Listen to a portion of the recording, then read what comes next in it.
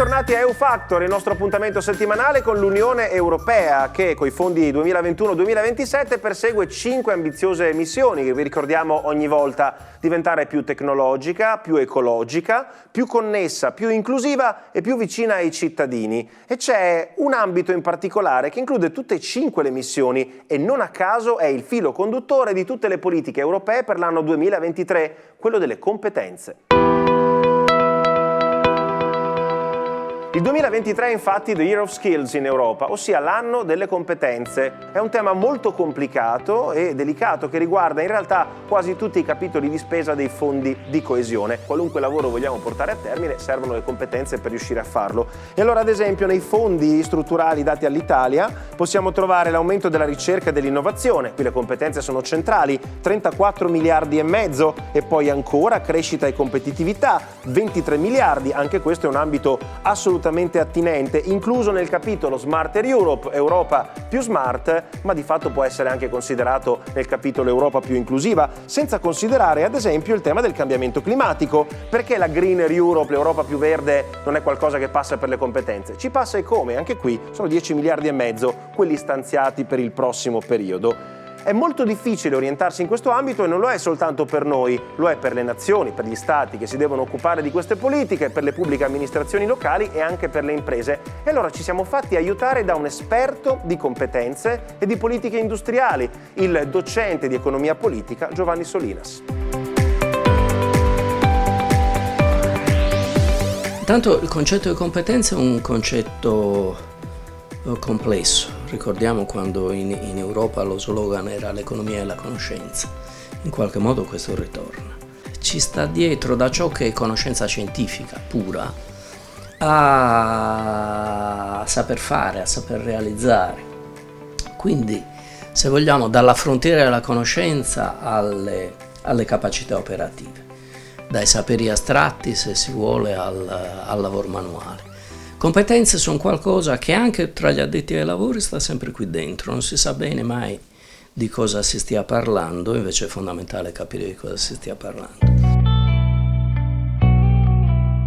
Quelle più richieste hanno un contenuto tecnico importante, aumenta la richiesta di tutte le professioni che sono connesse alla gestione e alla manipolazione di banche dati, e aumenta la richiesta di quelle che si chiamano competenze trasversali, relazionali.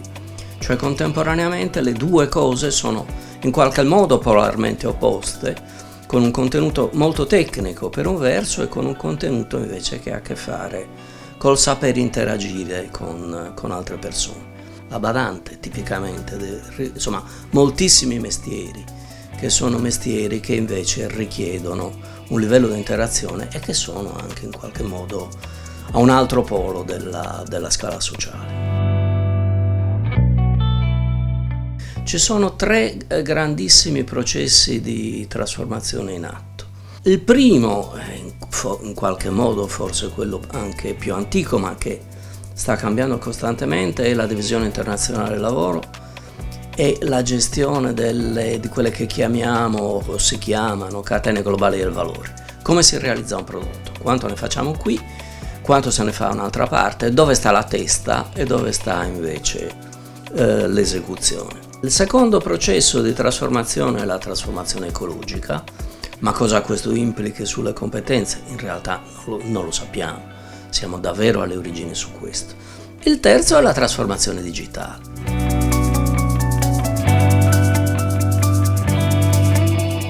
Insomma, riassumendo, ogni singolo lavoratore deve portare a termine almeno 3 grandi missioni previste dall'Unione Europea. Deve sicuramente diventare più smart, deve sicuramente diventare più green e anche più connesso agli altri. Un lavoraccio, soprattutto se fatto da soli, ma molto più facile se, attraverso adeguati percorsi di formazione e un contratto di lavoro sufficientemente lungo, le aziende lo aiutano in questo senso.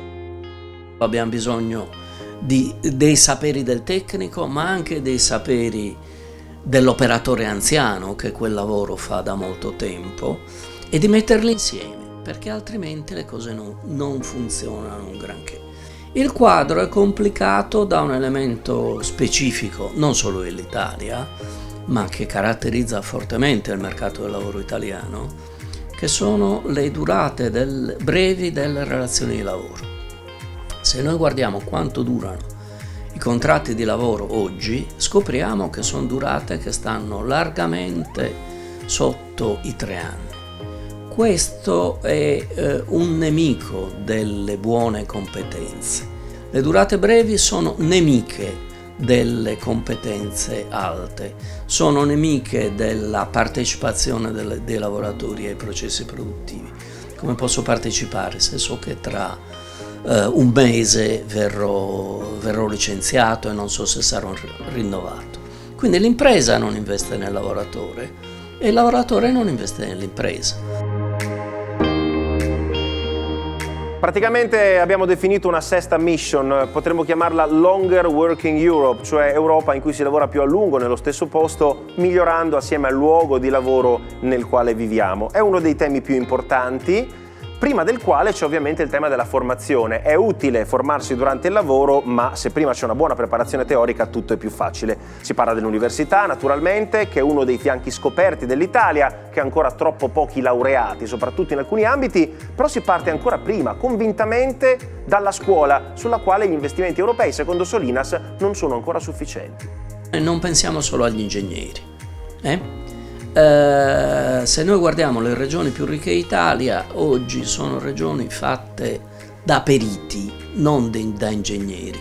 Questo ci deve portare a avere una grandissima attenzione all'istruzione secondaria, non solo all'istruzione terziaria, ma all'istruzione secondaria, alle scuole medie superiori, a come sono organizzate, a qual è la qualità dei docenti, a come formiamo i docenti che poi a loro volta devono formare i giovani, a qual è la qualità dei laboratori. Se io dovessi guardare a dove investire delle risorse, direi senz'altro di.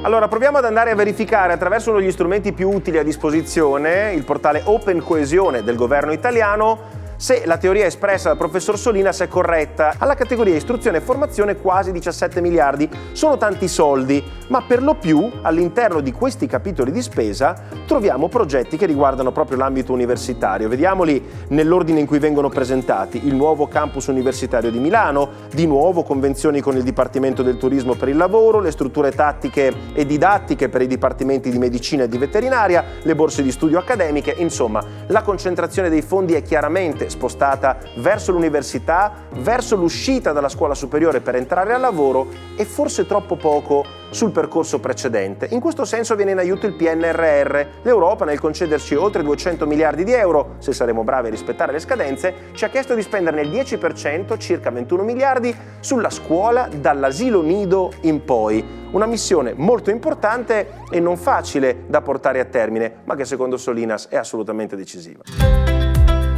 Investiamo abbastanza sulla scuola, sulla formazione dei nostri bambini e ragazzi? Potete dircelo anche voi, magari commentando le nostre pillole di coesione o gli altri nostri contenuti su Facebook, su Instagram, sul canale YouTube EUFactor, naturalmente ricordandovi anche di visitare il sito www.eufactor.it. Attendiamo il vostro responso. Nel frattempo EUFactor finisce qui.